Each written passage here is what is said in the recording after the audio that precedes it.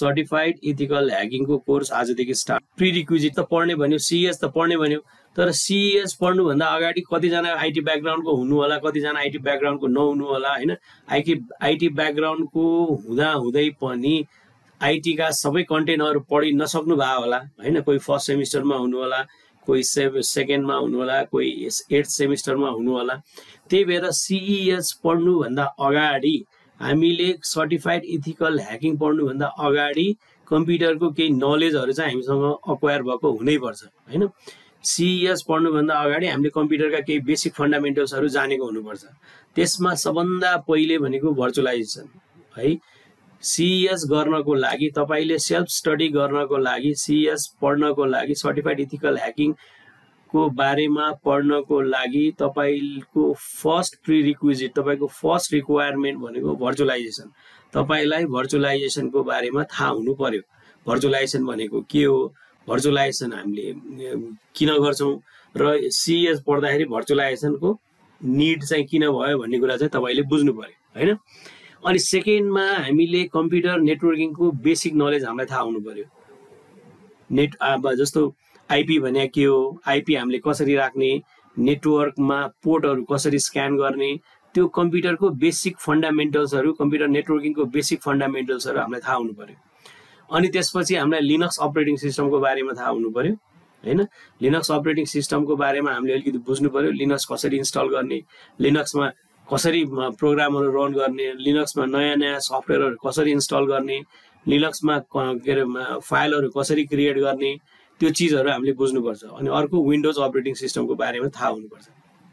त्यही भएर सिम्पली कसैले सीईएस पढ्नु पर्यो, सर्टिफाइड इथिकल ह्याकिङ पढ्नु पर्यो भने त्यो भन्दा अगाडि यो 4वटा टपिकमा बेसिक अन्डरस्ट्यान्डिङ चाहिँ हुनै पर्यो। त्यो भएपछि मात्रै तपाईले सर्टिफाइड इथिकल ह्याकिङ पढ्न तपाईलाई सजिलो हुन्छ। एउटा भर्चुअलाइजेसन थाहा हुनु पर्यो, कम्प्युटर नेटवर्किङको बारेमा थाहा हुनु पर्यो, लिनक्सको बारेमा थाहा हुनु पर्यो र विन्डोज अपरेटिङ सिस्टमको बारेमा थाहा हुनु पर्यो। यो 4वटा चीजको बेसिक नलेज तपाईलाई भइसकेपछि अनि बल्ल तपाईले सीईएस पढ्दाखेरि तपाईलाई सजिलो हुन्छ। यदि यो 4वटा चीज तपाईलाई थाहा छैन, तपाईलाई लिनक्स थाहा छैन भने तपाईले सीईएस पढ्नै सक्दैन। तपाईलाई लिनक्स आउँदैन भने तपाईले ह्याकिङको कुनै पनि कोर्सेसहरू गर्नलाई तपाईलाई गाह्रो हुन्छ है। अनि त्यसमा फेरि कम्प्युटर नेटवर्किङको बेसिक नलेज छैन भने तपाईले ह्याकिङ गर्नै सक्नुहुन्न हैन। ह्याकिङको बारेमा तपाईले पढ्नै सक्नुहुन्न। र अर्को भर्चुअलाइजेसन पनि तपाईलाई थाहा हुनु पर्यो, विन्डोज अपरेटिङ सिस्टम पनि थाहा हुनु पर्यो। यो 4वटा चीज तपाईले थाहा पाइसकेपछि अनि बल्ल तपाईले सीईएस पढ्न तपाईलाई सजिलो हुन्छ। अब यो 4वटा चीज किन पढ्ने त, के को लागि पढ्ने? सीईएस भनेको त एउटा छुट्टै कोर्स हो, तर सीईएस पढ्नको लागि हामीलाई भर्चुअलाइजेसन किन थाहा हुनु पर्यो, नेटवर्किङ किन थाहा हुनु पर्यो, अपरेटिङ सिस्टम किन थाहा हुनु पर्यो, विन्डोज अपरेटिङ सिस्टमको बारेमा हामीलाई किन थाहा हुनु पर्यो है। अब भर्चुअलाइजेसन भनेको के हो भने तपाईले आफ्नो ल्याब बनाउने हो भनेको। सर्टिफाइड इथिकल ह्याकिङ पढ्नको लागि तपाईले ह्याकिङ त गर्नु पर्यो, मसिनहरुलाई ह्याक त गर्नु पर्यो। त्यो मसिन ह्याक गर्ने भनेको कसैको रनिङ सिस्टमलाई ह्याक गर्ने त होइन। त्यो तपाईले सिक्ने भनेको एउटा ल्याब बनाएर सिक्ने हो र त्यो ल्याब बनाउनको लागि तपाईलाई भर्चुअलाइजेसन चाहियो। सिम्पली भर्चुअलाइजेसन मेरो यो जस्तो मैले यो के अरे VMware वर्कस्टेसन भनेर एउटा सफ्टवेयर इन्स्टल गरेको छु हैन। अब तपाईलाई तपाईको एउटा मसिन छ अहिले, तपाईसँग सपोज हो तपाईसँग अहिले एउटा ल्यापटप छ भने यो ल्यापटपमा तपाईले अहिले एउटा सिंगल वान ओएस इन्स्टल गर्नुहुन्छ, either let's say windows install गर्नु भएको छ हो। अब तपाईलाई के चाहियो भने यही मसिनमा जहाँ तपाईले विन्डोज अपरेटिङ सिस्टम इन्स्टल गर्नु भएको छ त्यही मसिनलाई तपाईले यसरी दुईटा पार्टमा डिभाइड गरेर यति पार्टमा चाहिँ विन्डोज, यति पार्टमा चाहिँ लिनक्स इन्स्टल गर्नु पर्यो भनेको कुरा बुझ्नु भयो। अहिले तपाईले आफ्नो घरको ल्यापटप होस् अथवा डेस्कटप होस् त्यसमा खाली के गर्नु भएको छ, एउटा मात्रै अपरेटिङ सिस्टम इन्स्टल गर्नु भएको छ। विन्डोज 10 होला अथवा विन्डोज 11 होला अथवा कसैले लिनक्स इन्स्टल गरे होला, तर एउटा मात्रै अपरेटिङ सिस्टम इन्स्टल गरेको छ हो। अब तपाईलाई के चाहियो भने तपाईको यो कम्प्युटरलाई तपाईले यसरी पार्टिसन गर्ने अनि यो पार्टिसनमा चाहिँ विन्डोज राख्ने, विन्डोज अपरेटिङ सिस्टम, अनि यो पार्टमा चाहिँ तपाईलाई के राख्ने, लिनक्स चाहियो भनेपछि तपाईले आफ्नो एउटा कम्प्युटरलाई, एउटा हार्डवेयरलाई, एउटा कम्प्युटरलाई, एउटा सिंगल कम्प्युटरलाई अब दुई पार्टमा डिभाइड गरेर एउटा पार्टमा चाहिँ विन्डोज राख्ने, अर्को पार्टमा चाहिँ लिनक्स राख्ने, त्यस्तो रिक्वायरमेन्ट आयो भने अब तपाईले के गर्नुपर्छ भने भर्चुअलाइजेसन भन्ने सफ्टवेयर युज गर्नुपर्छ।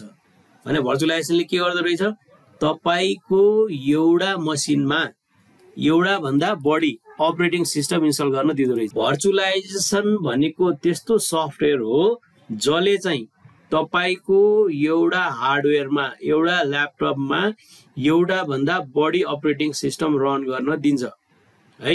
त्यही भएर हामीलाई भर्चुअलाइजेसन सीएस पढ्ने बेलामा भर्चुअलाइजेसन किन चाहियो भनेपछि हामीले ल्याब इन्भाइरोमेन्ट क्रिएट गर्नको लागि हामीलाई भर्चुअलाइजेसन चाहिन्छ। हामीले एउटै ल्यापटपमा एउटा भन्दा बढी अपरेटिङ सिस्टम रन गर्छौं। भर्चुअलाइजेसनमा जो के भयो भने हामीले के भन्यो, एउटा पीसीमा, यो मेरो एउटा हार्डवेयरमा, एउटा ल्यापटपमा, त्यो ल्यापटपलाई दुईटा पार्टमा मैले डिभाइड गरेँ। त्यो दुईटा पार्ट मध्ये एउटा पार्टमा मैले विन्डोज अपरेटिङ सिस्टम रन गरिरहेको छु, अर्को पार्टमा मैले लिनक्स रन गरिरहेको छु भनेपछि एउटा मसिनमा एउटा भन्दा बढी अपरेटिङ सिस्टम रन गर्नु पर्यो भने हामीले भर्चुअलाइजेसन युज गर्छौं। जस्तो यो इक्जाम्पलमा हेर्नु त, यो एउटा मसिन छ, यो एउटा मसिनमा मैले तीनटा अपरेटिङ सिस्टम रन गरिरहेको छु, विन्डोज 11 सर्भर अनि लिनक्स। एउटा विन्डोज सर्भर, एउटा विन्डोज क्लाइन्ट मसिन, एउटा लिनक्स मसिन हो। यो भनेको भर्चुअलाइजेसन के को लागि चाहियो, सीएसमा भने ल्याब डेभलप गर्नको लागि। तपाईको आफ्नो एउटा ल्यापटपमा एउटा भन्दा बढी अपरेटिङ सिस्टम रन गर्नु पर्यो, किनभने तपाईलाई काली लिनक्स चाहियो भर्चुअल के रे ह्याकिङ गर्नको लागि, सर्टिफाइड इथिकल ह्याकिङ पढ्नको लागि काली लिनक्स पनि इन्स्टल गर्नु पर्यो, अनि विन्डोज मसिनहरु पनि इन्स्टल गर्नु पर्यो भनेपछि एउटा अब यदि तपाईसँग भर्चुअलाइजेसन छैन भने तपाईले के गर्नु पर्यो, एउटा तपाईसँग ल्यापटपमा तपाईले के राख्नु पर्यो, काली लिनक्स राख्नु पर्यो, अर्को ल्यापटपमा तपाईले विन्डोज 10 राख्नु पर्यो, अर्को ल्यापटपमा तपाईले विन्डोज सर्भर राख्नु पर्यो। अनि तीनटा ल्यापटप चाहियो तपाईलाई सर्टिफाइड इथिकल ह्याकिङ पढ्नको लागि हैन। तर त्यसको सब्स्टिट्युटमा हामीलाई के प्रोवाइड भएको छ भने एउटा यस्तो सफ्टवेयर प्रोवाइड भएको छ, एउटा यस्तो सफ्टवेयर हामीसँग छ जसको युज गरेर हामीले हाम्रो ल्यापटपलाई डिभाइड गर्न सक्छौं र त्यो डिभाइड गरेको ल्यापटपमा एउटा भन्दा बढी अपरेटिङ सिस्टम हामीले इन्स्टल गर्न सक्छौं। त्यही भएर भर्चुअलाइजेसन तपाईलाई किन चाहियो, ल्याब डेभलप गर्नको लागि, तपाईको ल्यापटपलाई मल्टिपल अपरेटिङ सिस्टम इन्स्टल गर्नको लागि। त्यही भएर के भने भर्चुअलाइजेसन के को लागि चाहियो, ल्याब बनाउनको लागि। र यो यसको लागि यो के को लागि चाहियो भने use to prepare safe hacking playground. तपाईले कुनै पनि चीजमा पर्फेक्ट हुनको लागि त्यससँग तपाईले धेरै प्र्याक्टिस गर्नु पर्यो। त्यो अब जस्तो तपाईले सर्टिफाइड इथिकल ह्याकिङ पढ्नु भयो, सर्टिफाइड इथिकल ह्याकिङ हामीले के को लागि पढ्यौं भने चाहिँ कुनै सिस्टम कसरी ह्याक गर्ने भनेर पढ्छौं। तपाईसँग ल्याबमा सिस्टमै भएन भने तपाईले प्र्याक्टिस कहाँ गर्ने, जब तपाईले प्र्याक्टिसै गर्न पाउनुहुन्न भने चाहिँ तपाई पर्फेक्ट कसरी हुन्छ। त्यही भएर हामीले हाम्रो ल्यापटपलाई के गर्नुपर्छ, हाम्रो ल्यापटप अथवा डेस्कटपलाई एउटा ल्याब बनाउनु पर्छ। त्यो ल्याब बनाउनको लागि हामीले के युज गर्छौं, भर्चुअलाइजेसन युज गर्छौं। अनि अर्को के भन्यो भने used for running multiple OS instances on one physical machine. एउटा भन्दा बढी अपरेटिङ सिस्टम एउटा फिजिकल मसिनमा रन गर्नको लागि, मैले भने बुझ्नुभयो कि भएन, एउटा फिजिकल मसिनमा एउटा मेरो जस्तो अहिले मैले एउटा ल्यापटप लिइरहेको छु, मेरो एउटा ल्यापटपमा एउटा भन्दा बढी अपरेटिङ सिस्टम भनेको मैले विन्डोज 10 र लिनक्स दुईटै मेरो ल्यापटपमा चलाउन सक्नको लागि मलाई के चाहियो, भर्चुअलाइजेसन चाहियो। त्यो भनेको एउटा एक्जाम्पल म तपाईलाई देखाउँछु। जस्तो यो केसमा मैले के गरे भने यहाँ मैले काली लिनक्स इन्स्टल गरेको छु। अब मेरो एउटा ल्यापटपमा के युज भइराछ, अहिले बाहिर विन्डोज 11 युज भइराछ हैन, विन्डोज 11 युज भइराछ, विन्डोज 11 चलाइरहेको छु। अब मैले यहाँ भर्चुअलाइजेसनको सफ्टवेयर युज गरेर मैले मेरो ल्यापटपलाई डिभाइड गरे दुईटा पार्टमा। एउटा पार्टमा मैले के चलाइरहेको छु, बाहिर मेरो विन्डोज 11 चलिरहेछ, अर्को मैले के चलाए, लिनक्स मसिन चलाए, खाली लिनक्स चलाए। यदि भर्चुअलाइजेसन नभएको भए मलाई के चाहिन्थ्यो, दुईटा ल्यापटप चाहिन्थ्यो। एउटा ल्यापटपमा मैले काली लिनक्स चलाउनु पर्थ्यो, अर्को ल्यापटपमा मैले के चलाउँथेँ, विन्डोज 11 चलाउँथेँ।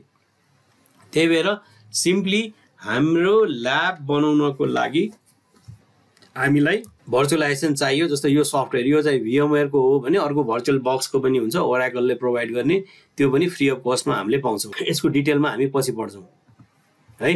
त्यही भएर used for running multiple operating system instant on one physical machine. एउटा मसिनमा जस्तो मेरो ल्यापटप एउटा हो, एउटा मेरो सिंगल ल्यापटपमा अहिले मैले कतिवटा अपरेटिङ सिस्टम रन गरेँ, दुईटा अपरेटिङ सिस्टम रन गरेँ। एउटा विन्डोज 10 भन्ने रन गरिरहेको छु भने अर्को मैले यो काली लिनक्स भनेर रन गरिरहेको छु, दुईटा रन भयो। अब यस्तो गर्यो भने मेरो ब्याकग्राउन्डमा के चलिरहेछ थाहै भएन, तर मेरो ब्याकग्राउन्डमा मेरो अब सिस्टममा कतिवटा अपरेटिङ सिस्टम चल्यो, दुईटा अपरेटिङ सिस्टम चल्यो, एउटा काली लिनक्स चल्यो, अर्को विन्डोज 10 चल्यो। भनेपछि मेरो ल्यापटप एउटा ल्यापटप छ, त्यो एउटा ल्यापटपमा मैले दुईटा अपरेटिङ सिस्टम रन गरेँ, मल्टिपल अपरेटिङ सिस्टम रन गरेँ। त्यसरी मेरो एउटा सिंगल ल्यापटपमा एउटा भन्दा बढी अपरेटिङ सिस्टम रन गर्नको लागि मैले कसको हेल्प लिनुपर्ने रहेछ, भर्चुअलाइजेसन गर्ने सफ्टवेयरको हेल्प लिनुपर्ने रहेछ है। त्यही भएर भर्चुअलाइजेसन हामीलाई किन चाहियो, हाम्रो ल्याब इन्भाइरोमेन्ट क्रिएट गर्नको लागि, CES को लागि चाहिने ल्याब इन्भाइरोमेन्ट। त्यही भएर तपाईहरुसँग यदि ल्यापटप छ भने जति सक्दो बढी र्याम भएको बेटर। यदि ल्याब गर्नको लागि 8 GB भयो बेटर, त्योभन्दा बढी 16 GB भयो अझ बेटर हैन। त्यही भएर अनि SSD हार्ड डिस्क भयो भने अझ तपाईको बेटर। त्यही भएर यो हाम्रो यो पढ्ने बेलामा एउटै मात्र रिक्वायरमेन्ट तपाईहरुले फुलफिल गर्नुपर्ने भनेको तपाईहरुसँग आइदर डेस्कटप होस् आइदर ल्यापटप होस्, त्यो भयो भने बेटर हुन्छ, अझ रिसोर्सेस अलि बढी भएको है। त्यो यो भर्चुअलाइजेसन हामीलाई किन चाहियो भन्ने थाहा भयो हैन। हाम्रो ल्याब क्रिएट गर्नको लागि CES मा भर्चुअलाइजेसन हामीलाई के हेल्प गर्छ, एउटै हार्डवेयरमा एउटै फिजिकल मसिनमा एउटा भन्दा बढी अपरेटिङ सिस्टम रन गर्नको लागि उसले हामीलाई हेल्प गर्छ। अनि आइसोलेट ल्याब इन्भाइरोमेन्ट भनेको एउटा काली लिनक्स छुट्टै रन गर्न पाइयो, विन्डोज छुट्टै रन गर्न पाइयो। अनि enable snapshot revert to clean state after attack भनेपछि हामीले भर्चुअलाइजेसन किन चाहियो भन्ने बुझ्यो हैन। एउटा त हामीले ल्याब इन्भाइरोमेन्ट क्रिएट गर्नको लागि हामीलाई भर्चुअलाइजेसन चाहियो। ल्याब इन्भाइरोमेन्ट क्रिएट गर्न भर्चुअलाइजेसन किन चाहियो भने भर्चुअलाइजेसन सफ्टवेयरको हेल्पबाट हामीले एउटा पीसीमा एउटा ल्यापटपमा एउटा भन्दा बढी अपरेटिङ सिस्टमहरु रन गर्न पाइयो। त्यही भएर एउटै ल्यापटपमा हामीले विन्डोज 10 पनि इन्स्टल गर्छौं जसलाई हामीले ह्याक गर्न खोज्छौं, अनि विन्डोज काली लिनक्स पनि इन्स्टल गर्छौं जसमा चाहिँ ह्याकिङ टुलहरु अलरेडी इन्स्टल भएर आउँछ। अनि त्यो काली लिनक्सको थ्रुबाट विन्डोज 10 अथवा विन्डोज सर्भरलाई टार्गेट गरेर हामी ह्याकिङ गर्छौं हैन। अनि अर्को इनेबल स्न्यापसट भनेको यो कसैलाई थाहा छ होला, इनेबल स्न्यापसट भनेको यहाँ के लेखेको छ भने revert to the clean state after attack भनेको तपाईले के बुझ्नु पर्यो भने यो मसिनमा अहिले 10 वटा युजर छ, लेट्स से हो 10 युजर छ। यो कति बजेको स्टेट हो, 10 बजेर 10 मिनेटको स्टेट हो। अहिले 10 बजेर 10 मिनेटसम्ममा यो कम्प्युटरमा 10 वटा युजर छ हो। अब तपाईले यसको के गर्नुभयो भने स्न्यापसट लिनुभयो। स्न्यापसट भनेको फोटो हैन, स्न्यापसट लिनुभयो यो मसिनको। यो स्न्यापसट लिनको लागि भर्चुअलाइजेसनको सफ्टवेयरले हामीलाई हेल्प गर्छ हो। अब 10 बजेर 10 मिनेटमा 10 वटा युजर थियो, तपाईले 10 बजेर 11 मिनेटमा चाहिँ तपाईले स्न्यापसट लिनुभयो, त्यो पर्टिकुलर मसिनको फोटो खिच्नुभयो। यही मसिन भनौं न, यो मसिनको तपाईले फोटो खिच्नुभयो कति बजे, 10 बजेर 11 मिनेटमा। अब तपाईले यसमा काम गर्दै जानुभयो 11 बजेर 20 मिनेटमा तपाईले यो युजरबाट यो मसिनबाट दुईटा युजरलाई डिलिट गर्नुभयो। अब युजर कति बाँकी भयो, 8 वटा युजर भयो है। मेरो क्वेशन बुझिराख्नु भएको छ। यो एउटा तपाईसँग मसिन छ है, यो मसिनमा 10 बजेर 10 मिनेटमा कतिवटा युजर थियो, 10 वटा युजर थियो। अब 10 बजेर 11 मिनेटमा भर्चुअलाइजेसन सफ्टवेयरको मद्दतबाट, भर्चुअलाइजेसन सफ्टवेयरको हेल्पबाट तपाईले यो मसिनको एउटा फोटो खिच्नुभयो, स्न्यापसट लिनुभयो हो। अनि अब तपाईले यो मसिनमा काम गर्दै जानुभयो 11 बजेर 20 मिनेट पुगेपछि तपाईले के गर्नुभयो भनेपछि 10 वटा युजर थियो, दुईटा युजरलाई डिलिट गरिदिनु भयो हो। अनि 11 बजेर 30 मिनेटमा तपाईलाई के थाहा भयो भने त्यो दुईटा युजर त डिलिट गर्नु हुन्थेन, डिलिट गरिएछ भन्ने तपाईलाई मिस्टेक रियलाइज भयो भने अब तपाईले के गर्नु पर्यो, त्यो दुईटा युजर फेरि क्रिएट गर्नु पर्यो, सबै रिकन्फिगर गर्नु पर्यो मसिनलाई हैन। त्यसको सट्टा तपाईले के गर्नुहुन्छ भने 10:11 मा पनि तपाईसँग 10 वटा युजर थियो, त्यो युजर चेन्ज भएको त 11:20 मा हो। तपाईसँग 10:11 को स्न्यापसट हुन्छ। त्यो स्न्यापसटबाट तपाईले यो मसिनलाई जुन अहिले तपाई 11:30 को टाइममा हुनुहुन्छ, यो मसिनलाई 10:10 को स्टेटमा पुर्याउन सक्नुहुन्छ, रिभर्ट गर्न सक्नुहुन्छ। भनेपछि अब तपाईले जुन एक्सिडेन्टली दुईटा युजर डिलिट गर्नु भएको थियो त्यो युजर फेरि रिकभर हुने भयो, किनभने यो कुन स्टेटमा पुग्यो, जब तपाईको मसिन 10:11 को टाइममा जुन कन्डिसनमा थियो 11:30 मा पनि त्यही कन्डिसनमा आयो, तपाईले स्न्यापसट युज गरेर त्यो मसिनलाई रिकभर गर्नुभयो। हो यो भनेको यो enable snapshot revert to a clean state after attack. तपाईले अट्याक गर्नुभयो 11:30 मा, तपाईले स्न्यापसट कति बजे लिनु भएको थियो 11:10 मा। 11:10 मा स्न्यापसट लिने बेलामा तपाईको 10 वटा युजर थियो। अब तपाईले त्यो मसिनमा काम गर्नुभयो, के गर्नुभयो, रिकन्फिगर गर्नुभयो, कन्फिगर गर्नुभयो, गर्दा गर्दै दुईटा युजर डिलिट गर्नुभयो, जुन चाहिँ गर्नु हुन्थेन। त्यो कति बजे गर्नुभयो 11:30 मा। अब तपाईलाई के चाहियो भने 10:11 मा जुन स्टेटमा तपाईले स्न्यापसट लिनु भएको थियो त्यही स्टेट तपाईले रिभर्ट गर्नु पर्यो भने योबाट तपाईले मसिनलाई यसलाई तपाईले के बुझ्नुस् भने ब्याकअप लिएको भन्ने बुझ्नुस् के। त्यही भएर तपाईले के रे इथिकल ह्याकिङको ल्याब गर्ने बेलामा सबभन्दा पहिले मसिनलाई चलाउनु भन्दा अगाडि, ह्याक गर्नु भन्दा अगाडि त्यसको ब्याकअप लिने, स्न्यापसट लिने, अनि त्यसपछि त्यो मसिनलाई जति बिगारे पनि हुन्छ फेरि तपाईले पुरानै स्टेट, त्यो मसिनलाई जति बिगारे पनि फेरि तपाईले त्यो मसिनलाई पुरानै स्टेटमा फर्काउन सक्नुहुन्छ। यसले गर्दा तपाईलाई धेरै कन्फिगरेसनहरु चेन्जेसहरु गरिराख्नु पर्दैन। र VMware के यो भर्चुअलाइजेसन तपाईले यो VMware भन्ने कम्पनी छुट्टै हो जसले चाहिँ भर्चुअलाइजेसनको स्टार्टिङ गरेको, त्यही भएर यो लिडर कम्पनी हो। अहिले नेपालको अलमोस्ट 90% अर्गनाइजेसन जहाँ चाहिँ भर्चुअलाइजेसन युज हुन्छ त्यहाँ चाहिँ यो VMware युज भएको छ है। यो चाहिँ VMware भन्ने कम्पनीको भर्चुअलाइजेसन भयो। अर्को ओराकलको भर्चुअल बक्स भन्ने छ। ओराकल भनेको डेटाबेस कम्पनी हो जसले चाहिँ ओराकलको डेटाबेस क्रिएट गर्छ। हो यसले चाहिँ यो फ्रीमै दिन्छ हैन। अनि विन्डोजको हाइपर-भी भन्ने छ। यो चाहिँ विन्डोजको मसिन हो।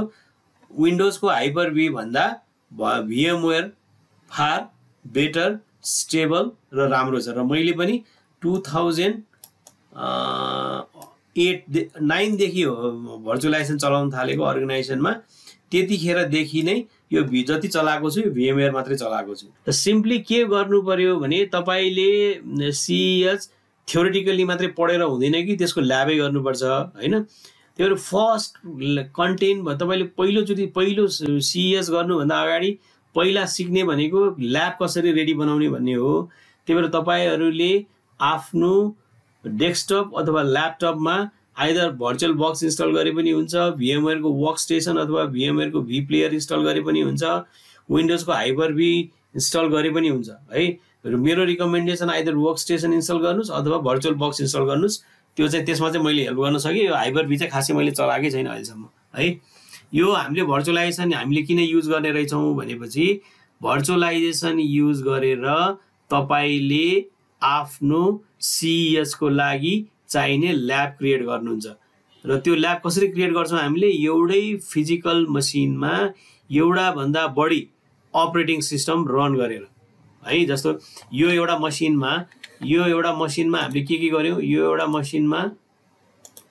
यो सिंगल मसिनमा मैले 3टा मसिन रन गरे। VM भनेको भर्चुअल मसिन, VM भनेको भर्चुअल मसिन भनेको virtual machine 1, virtual machine 2, virtual machine 3, एउटै मसिनमा 3टा मसिन रन गरिरहेछ। एउटा विन्डोज 10, अर्को विन्डोज सर्भर 2019, अर्को रेड ह्याट लिनक्स।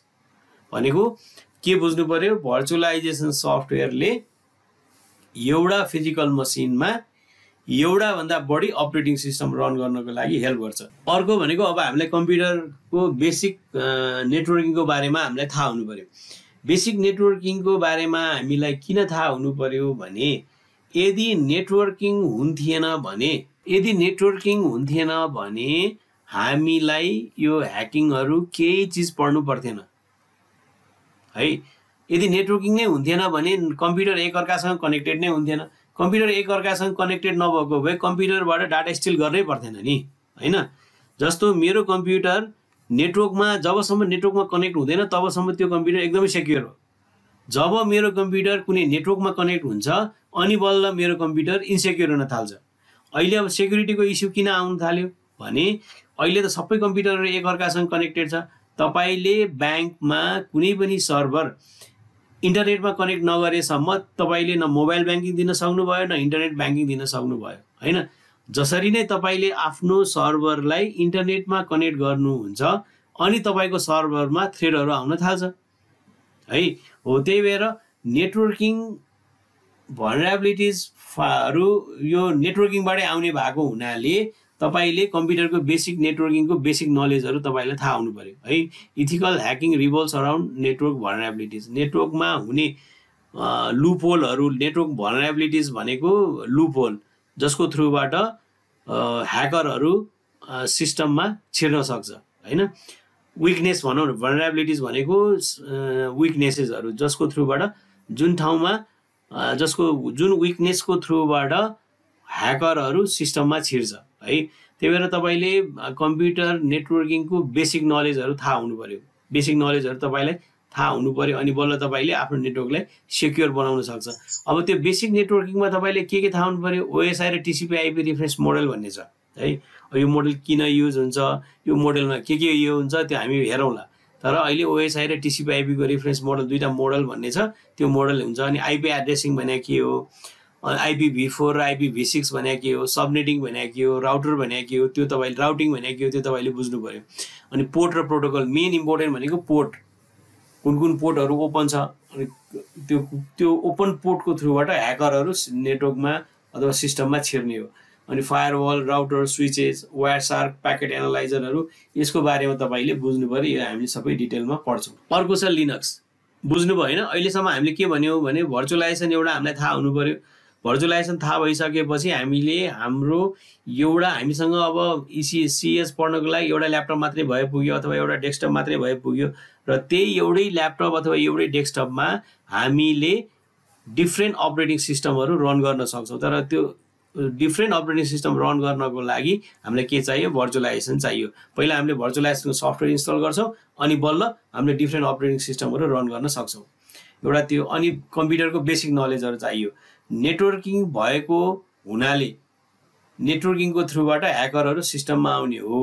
नेटवर्कमा आउने विकनेसेसलाई पत्ता लगाएर ह्याकरहरु हाम्रो सिस्टममा छिर्ने हो। त्यही भएर त्यस्तो विकनेसेसहरुलाई कसरी बन्द गर्ने भन्ने कुरा थाहा पाउनको लागि त नेटवर्कको बारेमा थाहा हुनु पर्यो। त्यही भएर हामीले नेटवर्कको बारेमा नि अलिअलि बुझ्नु पर्यो। अर्को छ Linux operating system. Linux operating system भने ह्याकरको ओएस हो रे। ह्याकरको ओएस किन भनेको हो भने अपरेटिङ सिस्टम दुईटा खाले हुन्छ के, एउटा ओपन सोर्स अर्को प्रोप्राइटरी है। अपरेटिङ सिस्टम दुईटा खाले हुन्छ, एउटा ओपन सोर्स अपरेटिङ सिस्टम भन्छ, अर्को प्रोप्राइटरी अपरेटिङ सिस्टम भन्छ। ओपन सोर्स सफ्टवेयर र proprietary software. Open source software र प्रोप्राइटरी सफ्टवेयरको डिफरेन्स के हो भने जस्तो विन्डोज भनेको के हो? प्रोप्राइटरी सफ्टवेयर हो है। विन्डोजलाई हामीले प्रोप्राइटरी सफ्टवेयर किन भनेको हो भने विन्डोज कोले ओन गरेछ?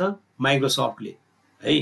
र यो सफ्टवेयर बनाउनको लागि 3 लाख लाइनको कोड लेखा होला उनीले। सपोज 1 लाखकै लाइन भनेर 1 लाख लाइनको कोड लेखा छ, सोर्स कोडहरु छ।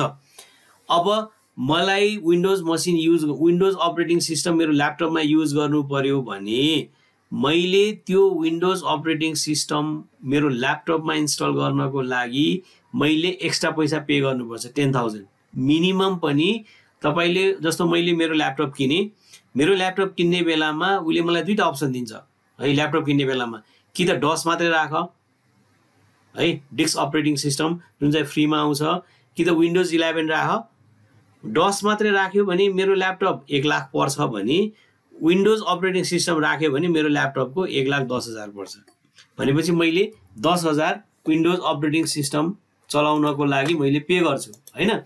तर त्यो 1 लाखमा जुन मैले 10,000 विन्डोज अपरेटिङ सिस्टम किन्नको लागि मैले पैसा पे गरे, तर उले मलाई खाली के मात्रै दिन्छ? EXE मात्रै दिन्छ, सोर्स कोड दिन्छ। जुन सोर्स कोड युज गरेर उले विन्डोज 11 क्रिएट गरेको हो त्यो सोर्स कोड उले मलाई दिदैन। मलाई खाली के दिन्छ? एक्जिक्युटेबल फाइल मात्रै दिन्छ, EXE फाइल मात्रै दिन्छ। भनेको तपाईहरुले विन्डोज सेटअप गर्नु भएको छ भने विन्डोजको सेटअप फाइल मात्रै तपाईले दिन्छ। त्यो सेटअप फाइल सँगसँगै विन्डोज 11 बनाउनको लागि युज भएको सोर्स कोड दिन्छ दिदैन है। तर तपाईले लिनक्स इन्स्टल गर्दाखेरि तपाईले लिनक्स फ्रीली डाउनलोड गर्न पायो इन्टरनेटबाट र त्यसको सोर्स कोड पनि तपाईले फ्रीली अवेलेबल हुन्छ। हो त्यो चाहिँ के हो त कम्युनिटीले बनाएको सफ्टवेयर हो। वर्ल्ड भरिको लाखौं मान्छेको कन्ट्रिब्युसनबाट बनेको सफ्टवेयर हो। तपाईलाई सी मा तपाईको राम्रो नलेज छ भने तपाईले लिनक्समा कन्ट्रिब्युट गर्न पाउँछ।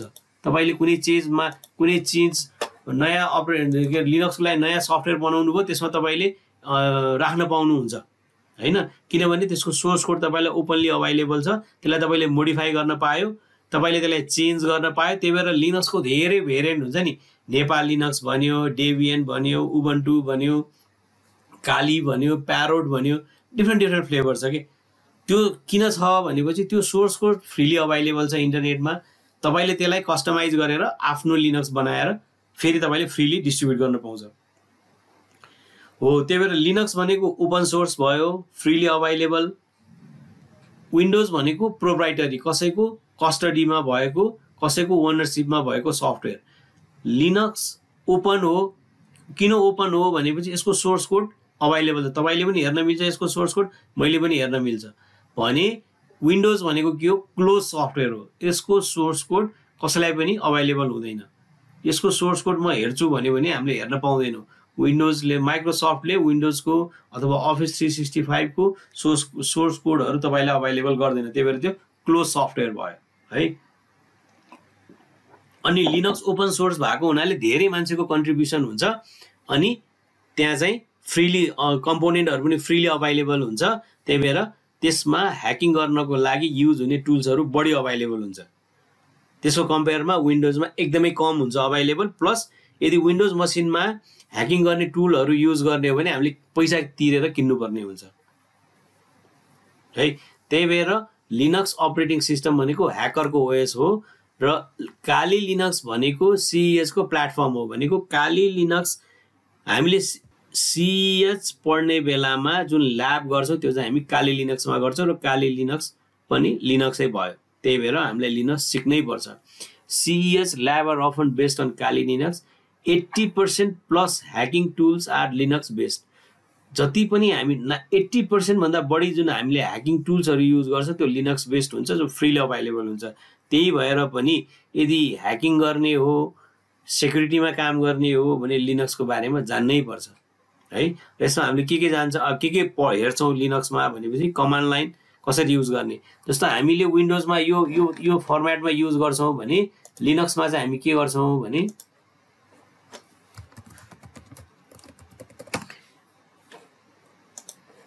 यो कमान्ड प्रम्प्टमा बढी चल्छौं। यस्तोमा यहाँ है यसरी हामी यो कमान्ड प्रम्प्टमा बढी चल्छौं हो। यसलाई चाहिँ हामी कमान्ड लाइन भनेको हो। यसको बारेमा कमान्डहरु हामीले थाहा हुनु पर्यो, कमान्ड लाइन थाहा हुनु पर्यो, अनि फाइलको हायरार्कीहरु थाहा हुनु पर्यो, युजरहरु कसरी क्रिएट गर्ने, युजरलाई के पर्मिसन दिने भन्ने कुरा थाहा हुनु पर्यो र सफ्टवेयरहरु कसरी इन्स्टल गर्ने, कसरी रन गर्ने भन्ने कुरा थाहा हुनु पर्यो। त्यो चाहिँ हामी लिनक्समा हेर्छौं। लिनक्स किन पढ्नु पर्ने रहेछ भन्ने कुरा थाहा भयो हैन। लिनक्स पढेन भने सेक्युरिटीमा खासै काम गर्न सकिदैन, किनभने लिनक्स भनेको ओपन सोर्स अपरेटिङ सिस्टम हो जुन चाहिँ फ्रीली अवेलेबल हुन्छ र फ्रीली अवेलेबल हुने भएको हुनाले यसमा ह्याकिङ टुल्सहरु पनि बढी फ्रीली अवेलेबल हुन्छ। More than 80% of hacking tools are Linux based हुने भएको हुनाले हामीलाई लिनक्सको बारेमा थाहा हुनै पर्छ।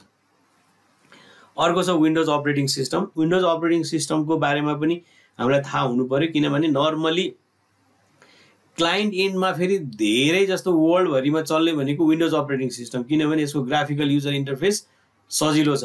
लिनक्स मान्छेले चलाउन त्यति रुचाउँदैन किनभने यसको चलाउनलाई चाहिँ अलिकति गाह्रो छ, कमान्डहरु अलिकति गाह्रो हुने भएको हुनाले मान्छेले विन्डोज नै चलाउँछ। त्यही भएर विन्डोजलाई कसरी ह्याक गर्ने, कसरी एक्सप्लोइट गर्ने भनेर फेरि हामीलाई विन्डोज मसिन त चाहियो। त्यो विन्डोज मसिनलाई एक्सप्लोइट गर्नको लागि त विन्डोजको बारेमा हामीले पढ्नु पर्यो हैन। त्यो चीजहरु हामी पढ्छौं र विन्डोजमा पनि दुईटा कम्पोनेन्ट हुन्छ, एउटा सर्भर पार्ट हुन्छ, एउटा क्लाइन्ट पार्ट हुन्छ। जस्तो अहिले मैले मेरो मसिनमा इन्स्टल गरेको क्लाइन्ट पार्ट हो भने अर्को चाहिँ सर्भर पार्ट हुन्छ। त्यो सर्भर पार्टमा चाहिँ हामी एक्टिभ डाइरेक्टरीहरु बनाउँछौं अनि त्यसमा ग्रुप पोलिसिजहरू राख्छौँ, विन्डोजको फाइल सर्भर र रजिस्ट्रीहरूको बारेमा, अकाउन्ट पर्मिसनहरू कसरी दिने, विन्डोज कमान्ड लाइनहरू कसरी युज गर्ने भनेर हेर्छौँ। त्यही भएर यसको रोड म्याप के हुने रहेछ त भने यो 4वटा कम्पोनेन्ट चाहिँ पहिला हामीले बुझ्नुपर्ने रहेछ। के कम्पोनेन्ट भने भर्चुअलाइजेसन के को लागि, ल्याब इन्भाइरोमेन्ट क्रिएट गर्नको लागि। लिनक्स हामीलाई थाहा हुनु पर्यो किनभने लिनक्स युज गरेर बल्ल हामीले ह्याकिङ गर्ने हो। विन्डोजको बारेमा हामीलाई किन थाहा हुनु पर्यो भने विन्डोज मसिनलाई हामीले टार्गेट गर्ने हो। नेटवर्किङको बारेमा किन थाहा हुनु पर्यो भने जबसम्म हामीले कम्युनिकेसन गर्न सक्दैनौँ, कम्युनिकेसनको नलेज हुँदैन, तबसम्म हामीले ह्याकिङ गर्न सक्दैनौँ। किनभने ह्याकिङ कम्युनिकेसनको थ्रुबाट मात्रै हुने भएको हुनाले नेटवर्किङको बारेमा पनि हामीले थाहा पाउनु पर्यो। यतिको बारेमा हामीलाई बेसिक नलेज गेन भइसकेपछि अनि बल्ल हामीले CES को जर्नी स्टार्ट गर्छौँ। त्यही भएर हामीले के गर्नु पर्यो, पहिला भर्चुअल ल्याब सेटअप गर्नु पर्यो, आइदर भर्चुअल बक्समा अथवा VMwareमा, प्लस काली इन्स्टल गर्नु पर्यो, लिनक्स लर्न गर्नु पर्यो। अनि CLI भनेको कमान्ड लाइन इन्टरफेस 50+ कमान्डहरू हामीलाई थाहा हुनु पर्यो। विन्डोजमा हामीले सर्भर र क्लाइन्ट इन्स्टल गर्नु पर्यो। अनि त्यसपछि बेसिक नलेज, कम्प्युटर नेटवर्किङको बेसिक नलेज हामीलाई थाहा हुनु पर्यो, जसले गर्दा हामीले ह्याकिङ गर्न सक्छौँ। यो 4वटा कम्पोनेन्ट हामीले गरेपछि अनि बल्ल हामीले CES को बारेमा हामीलाई नलेज हुन्छ।